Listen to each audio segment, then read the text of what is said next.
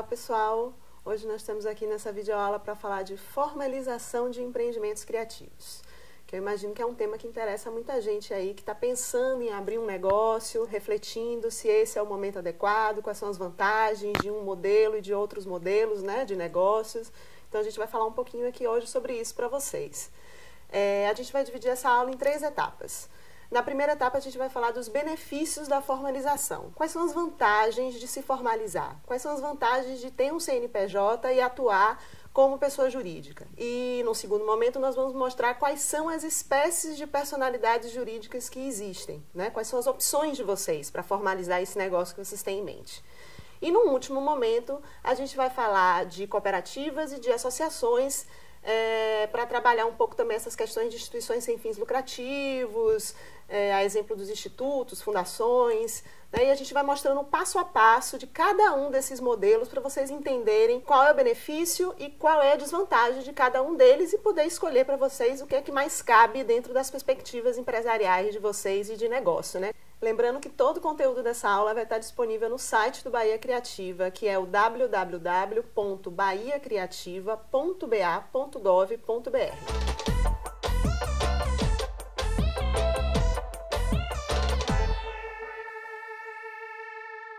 Vamos falar um pouquinho agora dos benefícios de se formalizar, né? Você que é prestador de serviço, que produz algum produto, enfim, para venda, está aí pensando, pô, será que eu crio meu CNPJ? Será que eu não crio? Será que eu continuo trabalhando dessa forma? Então, a gente vai falar aqui um pouquinho de quais são os benefícios para você que está aí pensando em criar uma empresa, né, e formalizar o seu negócio. Um desses benefícios é o crescimento do negócio. Que a gente não vislumbra muitas possibilidades de crescimento de negócio sem formalizar esse negócio, até porque essa formalização vai lhe dar outros benefícios que vão proporcionar esse crescimento que a gente vai falar aqui depois, né? Outro benefício importante é a credibilidade do mercado, né? Seus clientes que compram de você, enfim, que usufruem do serviço que você presta, uma vez que você se torna uma pessoa jurídica, uma vez que você se torna uma empresa individual, enfim, que você tem uma sociedade, seu trabalho fica com um pouco mais de credibilidade, até porque você vai poder prestar serviços ou vender os seus produtos para empresas maiores que necessitam de nota fiscal, uma vez que contratam esse serviço ou que adquirem esse produto. Então, você aumenta sensivelmente o seu leque de possibilidades de clientes, por assim dizer. Um terceiro ponto importante é a facilidade no registro de marcas e criações, né? E, se você precisar também, direitos autorais. Uma vez que você tem uma personalidade jurídica, que você tem um CNPJ, esses trâmites também são facilitados, né? Ao contrário de você for uma pessoa física, né, tentando fazer um registro de marca ou direitos autorais, né, o caminho é um pouco mais longo. Um quarto ponto que é um benefício, se a gente está pensando em se formalizar, é o acesso a linhas de créditos específicas para empreendedores. Isso é bem legal se você tem um negócio que você precisa de um espaço físico e você não tem grana para alugar esse espaço físico, ou se você precisa de maquinário ou equipamentos específicos para o seu negócio e você também não tem grana para esse maquinário e esses equipamentos específicos. Então, uma vez que você tem uma personalidade jurídica, você pode ir no banco e, como PJ, né, como pessoa jurídica, você pode conseguir vantagens maiores do que como pessoa física. O último item, que é muito importante também e é um grande benefício não só para quem está se formalizando, como para o mercado como um todo, é que a formalização contribui com os índices da economia da cultura. A formalização faz com que a gente compreenda melhor como funciona, né, esse processo de compra e venda e lucro e como se posicionam esses empreendimentos da cultura no mercado e faz com que a gente possa estudar melhor e saber os benefícios que isso gera para a nossa economia.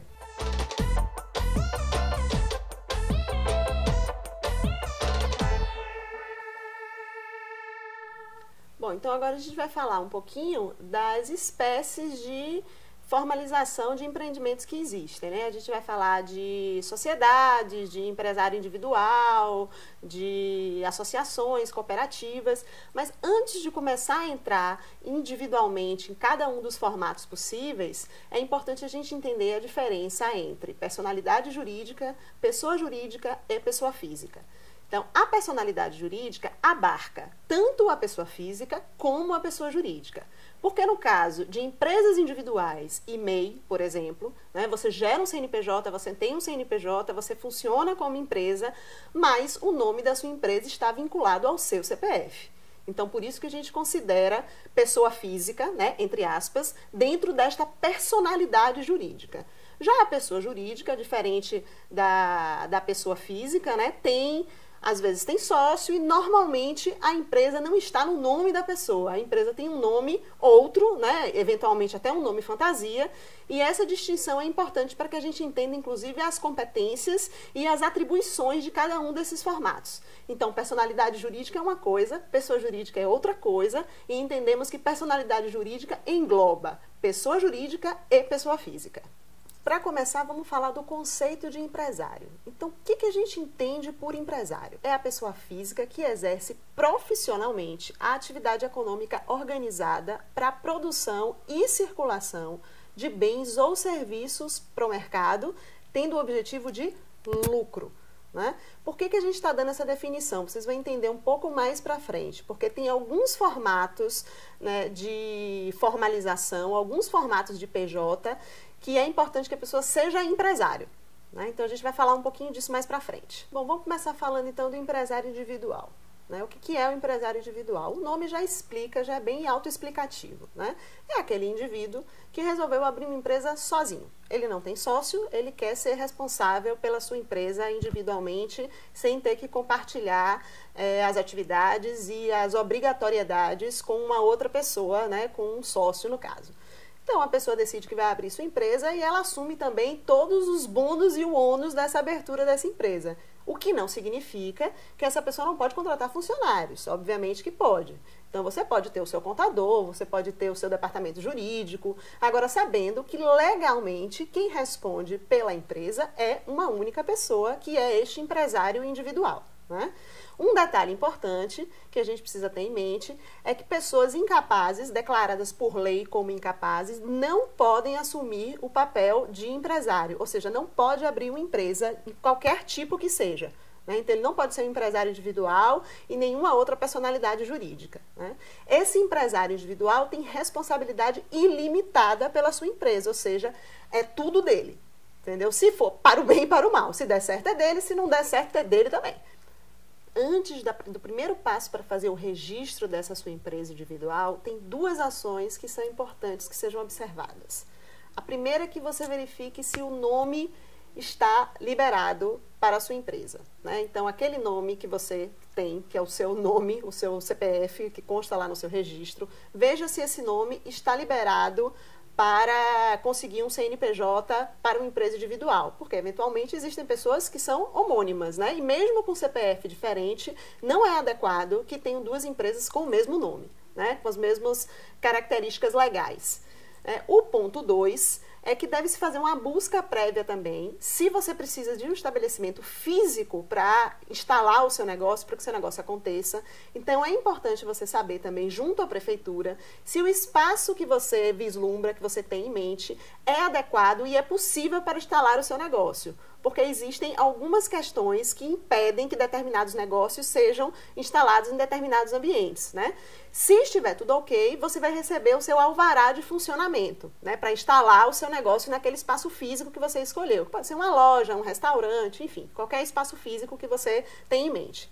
O que é esse alvará? Caso você nunca tenha ouvido falar em alvará de funcionamento, né? Então, o alvará de funcionamento é o documento para que os estabelecimentos possam funcionar respeitadas as normas relativas ao horário de funcionamento, zoneamento, edificação, higiene sanitária, segurança pública, segurança e higiene do trabalho e meio ambiente.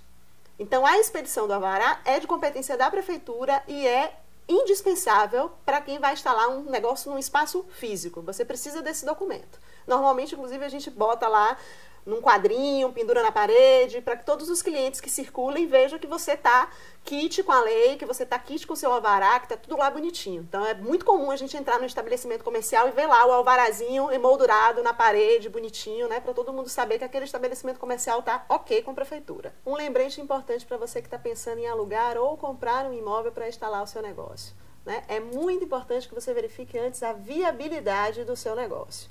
Né? Tem determinados negócios que exigem determinadas características daquele espaço físico. Né? A prefeitura exige isso para emitir esse alvará de funcionamento. Então, não basta você se empolgar com o espaço, com a localização, enfim, com a construção em si. É importante a gente saber se o negócio que você está pensando é viável naquele espaço por uma série de requisitos.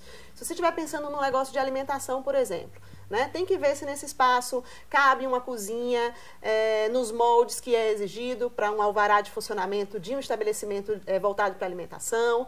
Né? Se você está pensando numa galeria, por exemplo, que vai ficar aberto até altas horas da noite, você tem que ver se aquele espaço até altas horas da noite, aquela rua que está a sua galeria, é um lugar legal, se você vai ter cliente realmente até altas horas da noite, ou se aquele espaço, aquela rua só funciona bem em horário comercial de outras 18. Né? Então, tem várias questões que é importante que a gente observe antes de sair correndo para alugar aquele imóvel só porque a gente achou lindo e sensacional. Vamos listar aqui quais são as etapas que você vai percorrer até conseguir o seu CNPJ enquanto empresário individual. Então, o primeiro passo é ir até a junta comercial e enquadrar quanto às questões fiscais. Então, você precisa ir até a junta comercial e saber o que você precisa fazer relacionado a essas questões fiscais para iniciar o processo de abertura da sua empresa individual. O segundo passo, aprovação prévia de órgãos e entidades governamentais, quando for o caso. Né? Então, se você precisar de alguma aprovação de entidade governamental, por exemplo, se você quer um espaço físico e precisa de um alvará de funcionamento. Então, você precisa de uma aprovação da prefeitura para conseguir esse alvará de funcionamento. Né? O terceiro passo é ir à Secretaria da Receita Federal. Né? O quarto passo, ir na Secretaria da Fazenda do Estado. O quinto passo é ir à Prefeitura Municipal e saber quais são os documentos que você precisa para abrir o seu negócio. Sexto passo, inscrição no FGTS, na Caixa Econômica Federal. Isso porque, eventualmente, você vai precisar contratar funcionários e, para isso, você precisa estar inscrito no FGTS. O sétimo passo é a inscrição nos conselhos de classe, quando for o caso, quando você tem uma atividade que exige que você seja inscrito num desses conselhos de classe. Uma outra forma de formalizar o seu negócio é a EIRELI, que é Empresa Individual de Responsabilidade Limitada. É uma empresa individual também, assim como a gente tinha falado anteriormente, mas tem algumas diferenças com relação à empresa individual. Então, qual é a diferença? A primeira é que, para você abrir uma empresa como essa, você tem que ter um capital social de investimento de, no mínimo, 100 vezes o salário mínimo. Ou seja, você tem que ter uma certa bala na agulha para abrir uma empresa desse tipo. Né? E a segunda característica da EIRELI é que o patrimônio do empresário fica resguardado. Ou seja, se por acaso sua empresa vier a falir ou contrair dívidas, o patrimônio pessoal desse empresário está resguardado para pagamento dessas dívidas. Não pode ser tomado para pagamento dessas dívidas. Apenas patrimônios que estejam no nome da empresa. Se tiver no nome da pessoa física, não pode ser tomado como pagamento de dívida. Né? Da mesma forma como a empresa individual, a EIRELI, se você for abrir uma empresa dessa categoria, não pode ser pessoas que são incapacitadas por lei, né? Igual a empresa individual e igual a muitos outros formatos que a gente vai falar aqui. Então, pessoas que são incapacitadas ou pessoas que estão impedidas por lei, por alguma razão, não podem abrir nem empresa individual, nem a EIRELI. Vamos falar agora do passo a passo para abrir uma EIRELI. Da mesma forma que a gente viu lá atrás o passo a passo para abrir uma empresa individual, agora a gente vai ver o passo a passo para abrir uma empresa individual de responsabilidade limitada, que é a EIRELI que a gente estava falando anteriormente. Então, primeiro passo, ir na junta comercial e enquadrar quantas questões fiscais. O segundo passo é a aprovação prévia de órgãos e entidades governamentais, quando for o caso. Igual a gente viu lá na empresa individual. O terceiro passo é ir na Receita Federal, né, do Brasil, para a gente averiguar essas questões fiscais que são necessárias. O quarto passo, ir na Secretaria da Fazenda do Estado. O quinto passo é o passo de ir à prefeitura, conseguir os alvarás, enfim, os documentos que a gente precisa para o funcionamento do nosso negócio. Sexto passo, assim como na empresa individual, inscrição no FGTS, caso você queira contratar funcionários, né, e certamente você irá querer. O sétimo passo é a inscrição nos conselhos de classe, quando for o caso, né? Quando você precisar dessa autorização, dessa inscrição nesse conselho para abrir o seu negócio. Lembrando que para cumprir algumas etapas, como ir na Receita Federal ou conseguir alguns documentos da Secretaria da Fazenda do Estado, tanto na empresa individual como na Eireli, é necessário que vocês tenham um contador para que assine determinados documentos e carimbem com o nome do CRC, porque isso é exigido para a abertura dessas duas modalidades de empresa. Agora vamos falar um pouquinho de uma outra modalidade que tem muita gente utilizando, que foi uma forma que o governo encontrou de facilitar a vida desses microempresários, né, que trabalham com questões muito direcionadas e que trabalham na maioria das vezes sozinhos ou com um funcionário, né, que é o MEI, que é o microempresário individual. Ah, mas tem empresa individual, tem Eireli, tem MEI, tem tudo isso. E o MEI tem uma série de facilidades em relação a esses dois modelos que a gente citou anteriormente, né? Mas também tem algumas restrições. Uma dessas restrições bem claras é o faturamento. O MEI não pode faturar mais de 60 mil ano. Na verdade, pode. Você pode faturar mais de 60 mil ano como MEI, só que você começa a pagar um imposto como se fosse uma empresa individual e não mais como MEI. Então, esse teto, esse limite de 60 mil é para garantir que os seus impostos e os seus benefícios, né, vão ser alcançados e os impostos reduzidos. Então, por conta disso, tem esse limite de 60 mil. Então, se você tem uma atividade empresarial que você sabe certamente que vai ultrapassar esse limite de 60 mil, não é o seu caso abrir um MEI. Se você sabe que a sua atividade empresarial está dentro desse limite de faturamento ano, então, certamente, o MEI é uma modalidade interessante para você. Uma outra coisa que é super interessante no MEI é que o procedimento é feito todo online. Você entra no site do portal do empreendedor e começa ali a fazer o seu cadastro, né, com relação à abertura do seu MEI. Vai colocar todos os seus dados que eles vão solicitar lá, nome, endereço, etc., né, escolher lá quais são as suas atividades, né, com o que você trabalha, o que você oferece. E o seu MEI vai estar gerado. Você recebe tudo no seu e-mail, cartão de CNPJ, contrato social, né? A única coisa que você vai precisar fazer no final, quando já tiverem todos esses documentos gerados, para emitir a nota fiscal eletrônica, você vai precisar se dirigir a um posto físico para conseguir uma senha e a partir daí você começa a emitir suas notas online através dos sites, né, responsáveis na sua cidade, no seu estado, né, e seu MEI está legalizado e você vai poder prestar o seu serviço ou vender o seu produto normalmente. Um detalhe importante do MEI é que ele só permite que você contrate no máximo um funcionário. Você não pode ter mais de um funcionário se o seu empreendimento for um microempreendimento individual. O MEI ele está enquadrado no Simples Nacional, o que significa que ele está isento de tributos federais, né? Então, o microempreendedor individual tem como despesas legalmente estabelecidas apenas o pagamento mensal de INSS, acrescido de R$ 5,00 para prestadores de serviço ou R$ 1,00 para quem está no ramo de comércio e indústria, né? Por meio de carnê emitido através do portal do empreendedor. Então, você entra lá no portal, gera o seu carnê, vai no banco e paga a sua taxinha mensal, né? Além das taxas estaduais e municipais que devem ser pagas dependendo do estado, município e da atividade exercida.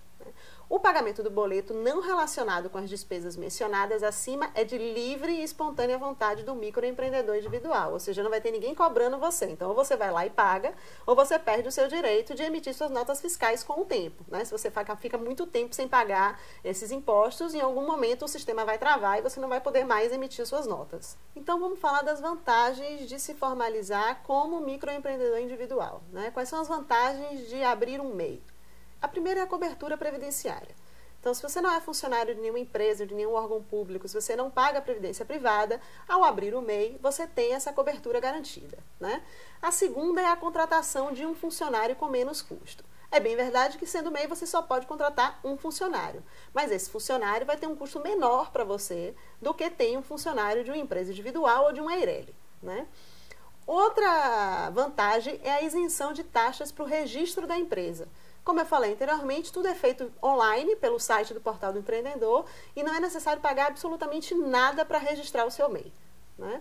Isso também gera uma quarta vantagem, que é a ausência de burocracia, uma vez que você tem tudo ali na sua mão, no seu computador.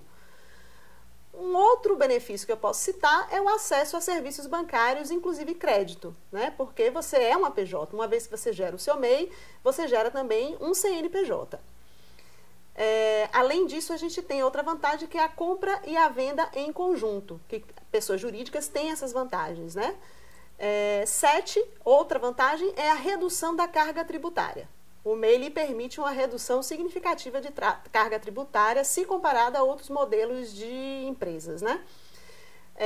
Outra vantagem são controles mais simplificados. Né? Como você tem um teto limite de arrecadação de 60 mil, isso também é um fator que favorece você ter um controle mais simples, né? Mais atencioso às suas contas e às suas finanças.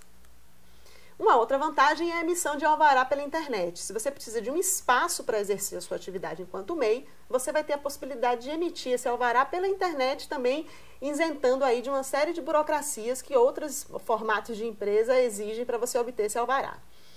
Outra vantagem é que, sendo MEI, é mais fácil para você vender ou para você prestar serviço para órgãos governamentais, né? Apoio técnico do Sebrae também na organização do negócio. É uma outra vantagem que você, enquanto MEI, terá. A possibilidade de crescimento como empreendedor. Isso também é importante, que eu falei logo no início. Uma vez que você formaliza o seu negócio, você tem essa possibilidade de expandi-lo, né?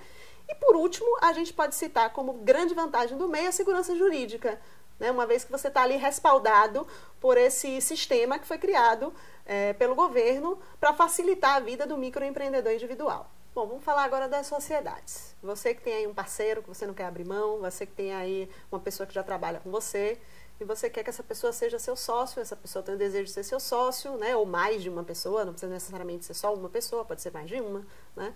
Então você decidiu que você vai abrir uma sociedade. Você não quer uma empresa individual de nenhuma categoria, nem Eireli, nem MEI, nem empresário individual, você quer abrir uma sociedade. Então, nós temos dois tipos de sociedade. Nós temos o que a gente chama de sociedade empresarial e nós temos o que é chamado de sociedade simples, né? Vamos falar agora da sociedade empresarial. O que é essa sociedade empresarial? Sociedade, como a gente falou, requer mais de uma pessoa, né? Você precisa de sócio ou de sócios. No caso da sociedade empresarial, necessariamente esses sócios devem ser empresários, né, que prestam serviço, né, ou que produzem bens e que fazem circular esses bens e cujo objetivo é oferir lucro à empresa. Né? Então, necessariamente, essas pessoas que fazem parte dessa sociedade empresarial são empresários, ou seja, são pessoas que têm como atividade principal, profissional, o fato de serem apenas empresários, né? Apenas, não que não seja um trabalho difícil e árduo, mas que não tem outras atividades relacionadas, né, dentro da própria empresa. Para registrar uma sociedade empresarial, o que a gente precisa fazer? Né? Vamos para o passo a passo desse registro dessa sociedade empresarial.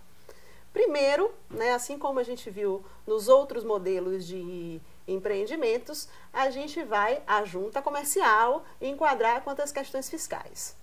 O segundo passo é a aprovação prévia de órgãos e entidades governamentais, quando for o caso. Terceiro passo, Receita Federal do Brasil, lá com seu contador, com os documentos todos assinados e carimbados. Quarto passo, Secretaria da Fazenda do Estado, também com seu contador, com os documentos lá assinados e carimbados, CRC, número bonitinho. Quinto passo, Prefeitura Municipal. Se você quiser conseguir o seu alvará de funcionamento e outros documentos que são de competência da Prefeitura, você tem que ir até a Prefeitura para viabilizar essa documentação. Sexto passo, inscrição no FGTS, pelo mesmo motivo dos demais modelos que a gente viu, que é caso você queira contratar funcionários para sua empresa, né, e eventualmente você vai querer. O sétimo passo é a inscrição nos conselhos de classe também, quando for o caso, né, que for necessário para você exercer a sua atividade. E a sociedade simples? O que é que difere a sociedade simples da sociedade empresarial? Bom, como a gente falou, o nome da sociedade empresarial já define um pouco o que é e quais são os elementos prioritários dessa sociedade, que a gente falou que os membros devem ser empresários. No caso da sociedade simples, não. Os membros não necessariamente precisam ser empresários, né? Eles podem ser profissionais de áreas diversas, né? Das ciências, das artes e de outros campos. Então, a gente pode ter uma sociedade de editores, de cineastas, de produtores, de artistas, enfim, qualquer área que esteja dentro do nosso campo aí da economia criativa. O objetivo é o mesmo de qualquer outra sociedade. Então, essas pessoas se reúnem com o objetivo de gerar lucro para essa empresa, né? A diferença é que eles não têm uma organização e otimização de empreendimento empresarial, mas, de todo modo, eles são devidamente registrados. Ou seja, é um pouco mais simples, né? Considerando que essas pessoas que estão envolvidas não são empresárias, né? Mas que também têm um objetivo de lucro. Então, a diferença principal entre a sociedade empresarial e a sociedade simples é justamente a formação desses sócios, como se compõe esse quadro societário. Então, passo a passo dessa sociedade simples. Vamos ver como é que você faz para registrar essa sociedade simples. Como o próprio nome diz, né? Sociedade simples é um pouco mais simples do que o passo a passo que a gente viu da sociedade empresarial, né? Então, primeiro você tem que formalizar o registro do contrato social da sua empresa, da sua sociedade. Depois você precisa formalizar o registro do conselho de classe, se for necessário para que você abra sua sociedade, a autorização do conselho de classe, o registro desse conselho de classe. Depois você formaliza no cartório de registro de pessoa jurídica, ou seja, você vai lá para conseguir o seu CNPJ. E por último, você vai à prefeitura para conseguir os documentos necessários para viabilizar a implantação do seu negócio, que pode ser alvará ou qualquer outro documento a depender da especificação do seu negócio, né? É importante que a gente verifique todas as licenças necessárias para o funcionamento, né? E essas sociedades simples, elas podem ser limitadas ou ilimitadas. Essas informações vão constar num contrato social e é muito interessante que para a elaboração desse contrato social vocês contem com a ajuda de uma assessoria jurídica, porque ninguém melhor do que um advogado, né, dessa área do direito empresarial para explicar para vocês detalhadamente quais são as vantagens e desvantagens desse modelo e o que é que deve constar no seu contrato social.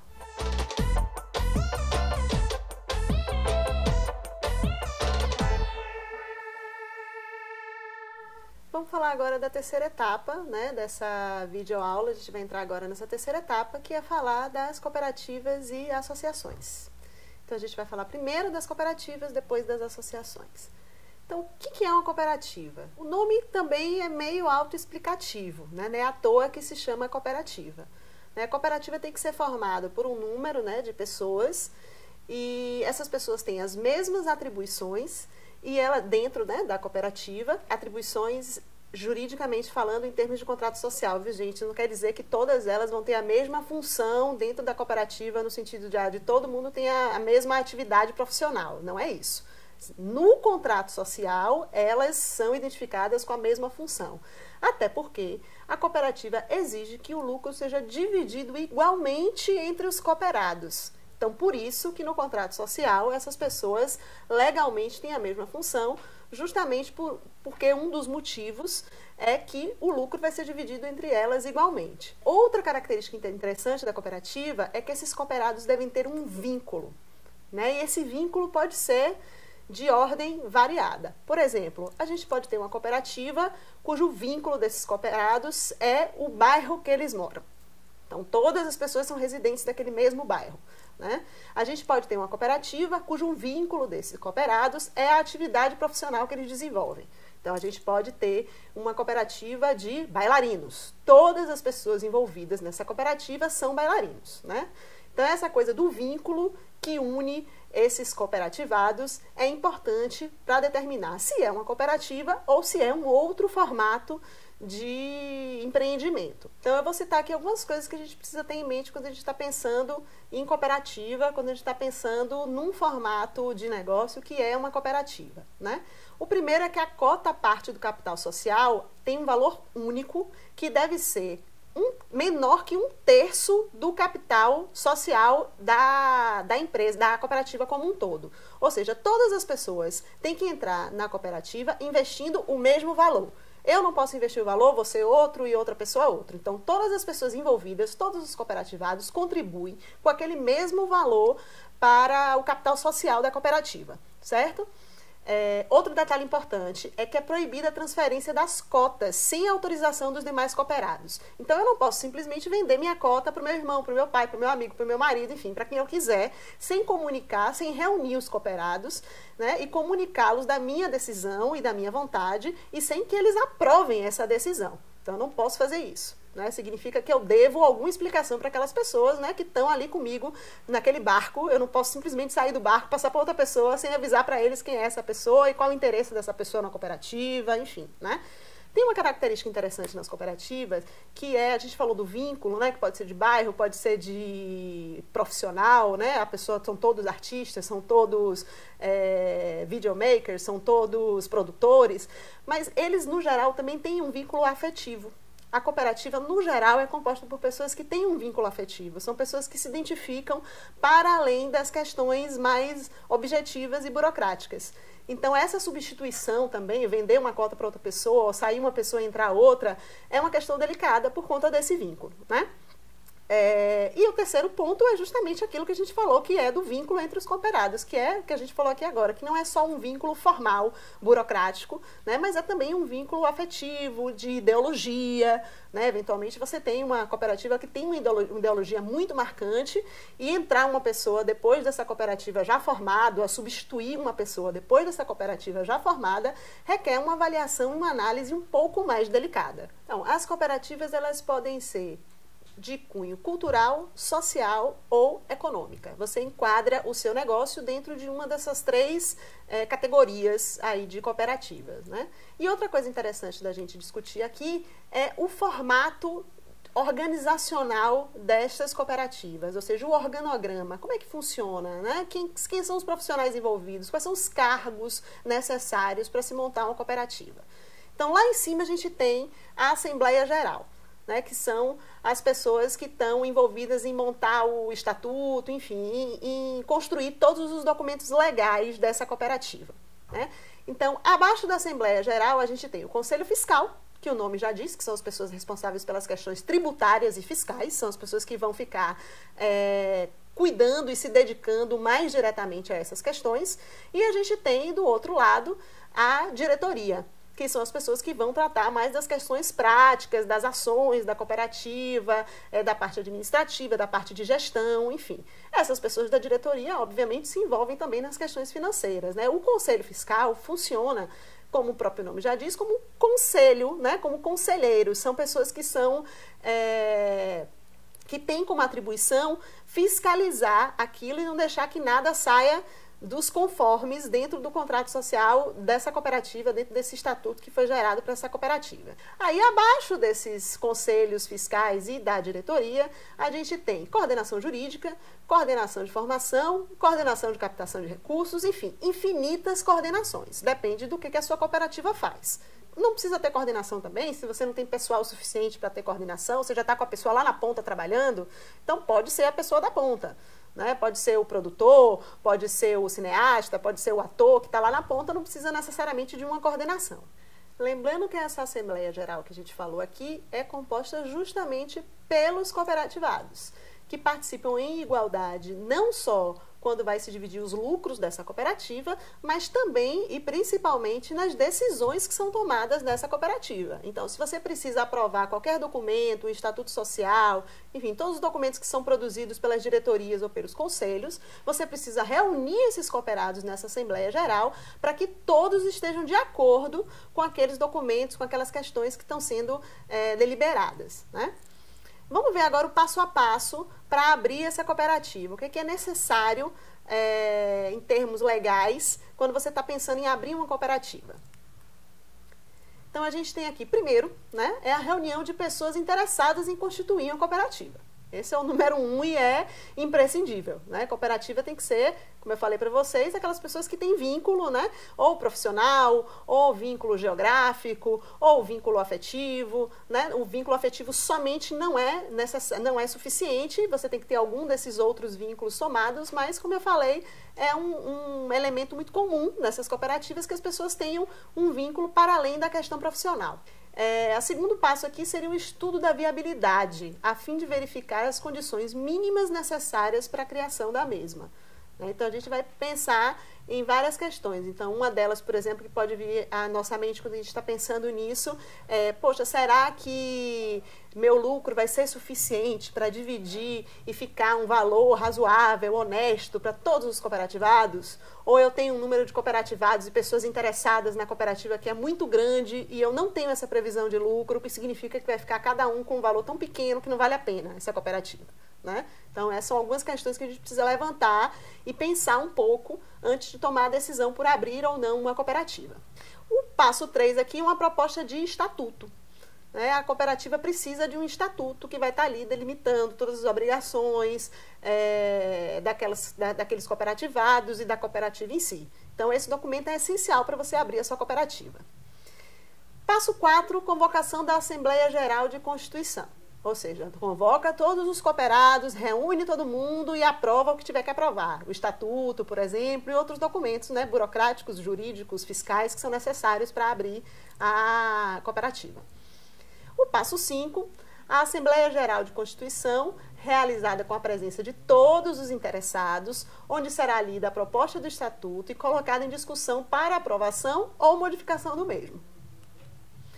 Passo 6. Após a aprovação do estatuto, é eleita a primeira diretoria e o conselho fiscal da cooperativa. Então, essas pessoas que fazem parte da diretoria e do conselho fiscal são votadas nessa Assembleia Geral e assumem seus cargos após essa votação na Assembleia. Passo 7.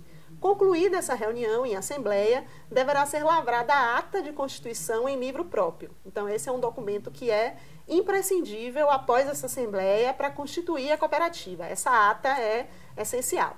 E, por último, depois de fundada a cooperativa, é preciso registrá-la. Então, a gente vai nos órgãos competentes para poder fazer o registro munidos desse estatuto social e da lista de pessoas com suas devidas informações pessoais, né, que fazem parte daquela cooperativa. Tem 4 registros que a gente precisa observar quando a gente for montar uma cooperativa, né, que é registro na Organização das Cooperativas Brasileiras, que é a OCB. É preciso estar registrado na OCB para abrir uma cooperativa.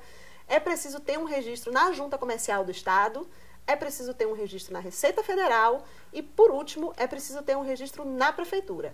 É importante, esses 4 registros são 4 documentos que são necessários para a abertura das cooperativas.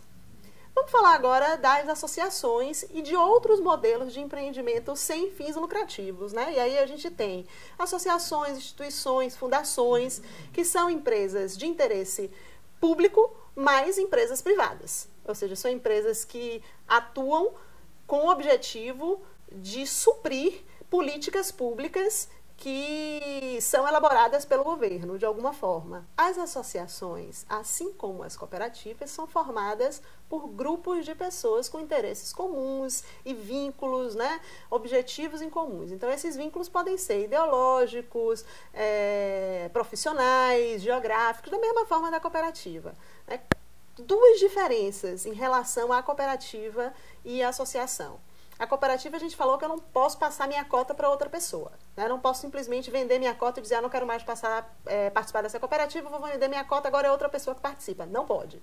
A associação, diferente da cooperativa, como é sem fins lucrativos, a pessoa tem a liberdade de associar-se e desassociar-se quando quiser, quando for mais conveniente, né? Então, essa é uma das principais diferenças entre cooperativa e associação. Associação, você pode se associar e se desligar, né, da instituição, da fundação, na hora que você quiser. Na cooperativa, não. Você tem que consultar os cooperativados para saber se está todo mundo de acordo, né?